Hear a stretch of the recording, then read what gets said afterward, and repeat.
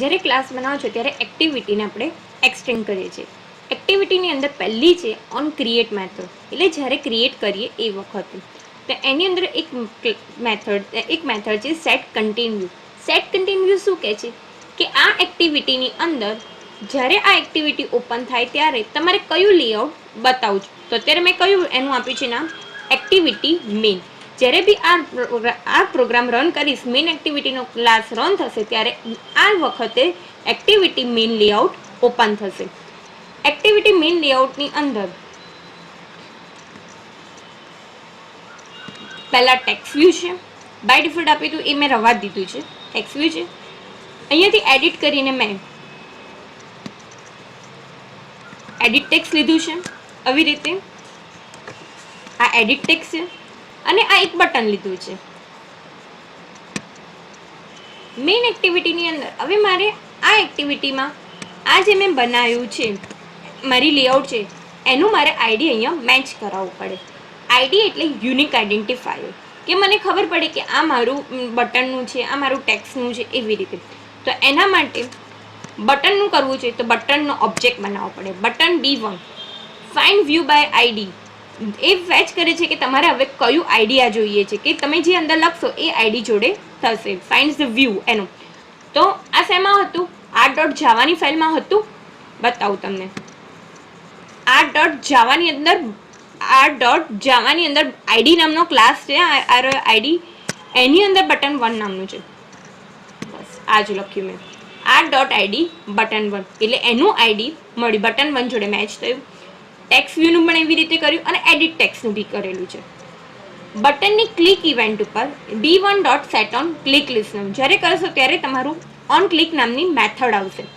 એની અંદર જાવાની અંદર જેમ ટેક્સ્ટમાં સેટ કરવા માટે અને ગેટ કરવા માટે બે મેથડ છે, સેટ ટેક્સ્ટ અને ગેટ ટેક્સ્ટ. અને એની અંદર સેટ ટેક્સ્ટની અંદર આપણે જે ટેક્સ્ટ લખીએ છીએ, સ્ટ્રિંગ લખીએ છીએ એ તમને સેટ થાય છે, અને ગેટ ટેક્સ્ટની અંદર જે ગેટ કરાવીએ છીએ એ.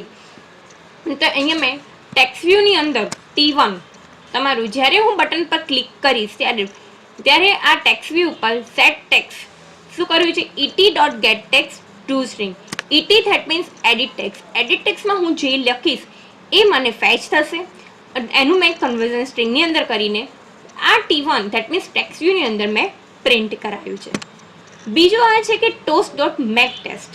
ધેટ મીન્સ આપણે ઘણી વખત જોતા હોઈએ તો નીચે બ્લેક કલરની પટ્ટી જેવું દેખાય છે, બ્લેક કલર આવે છે અને જે મેસેજ વ્યૂ કરાવે છે. ધેટ ઇઝ અહીંયા toast.makeText વપરાય છે. toast.makeTextની અંદર પહેલી આર્ગ્યુમેન્ટ છે કે કઈ એક્ટિવિટી ઉપર કરવું છે, તો એની એક્ટિવિટી લખો. ધેટ મીન્સ આપણે આ જ એક્ટિવિટી ઉપર બતાવવું છે તો main.this.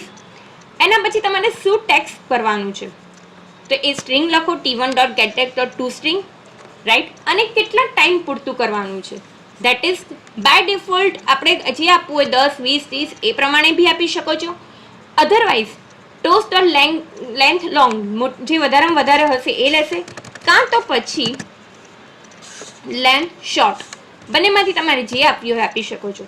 ડોટ શો કરવાનું ક્યારે ભૂલાય નહીં. જો શો નહીં કરો તો ટોસ્ટ બનશે પણ તમારો દેખાશે તમને નહીં. ધેટ મીન્સ ડોટ શો કરો. એના પછી હવે તમારું પ્રોગ્રામને આપણે રન કરીએ.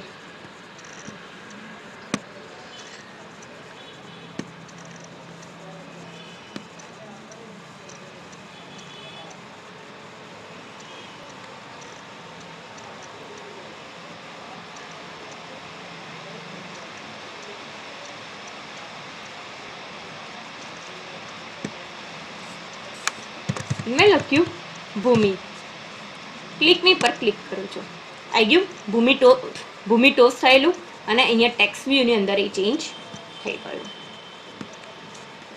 દેટ ઇઝ ધ એકદમ એન્ડ્રોઈડનો first demo example like that, કે ઓનલી તો આપણે ક્લિક ઇવેન્ટ ઉપર એને કર્યું છે. જો તમે અહીંયા કોઈ બી એક્ટિવિટી મીન્સ કોઈ બી જાવા ફાઇલ એક્સટેન્ડ એક્ટિવિટીવાળી કેવી રીતે તમે એડ કરશો તો એને કમ્પલસરી તમારે Android.manifestમાં એને તમારે એડ કરવી પડશે, તો જ એને મળી શકશે કે મને ક્યાંથી મળ્યું મારી આ જાવા ફાઇલ Android.manifest જોડે.